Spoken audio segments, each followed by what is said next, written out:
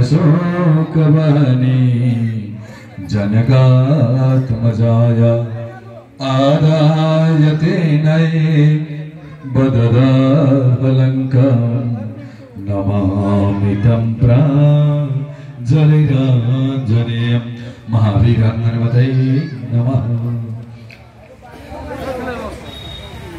दीक्षादष्टा महाकाय कल्पान्तितनोपमं भैरवाय नमस्तुभ्याम् आरोग्यं दातुमर्हसि सुख संपत्तिदायक श्रीमद् भैरवाय नमः।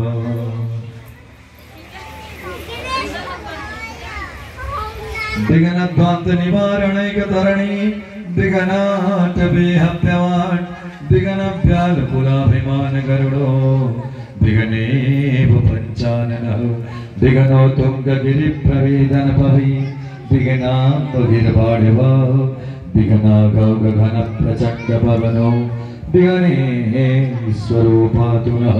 ध्यानात् पुष्पाणि समर्पयामि गणेशाम्बिकाभ्यां नमः। नमो नमस्ते स्फटिकाप्रभाय सुश्वेताराय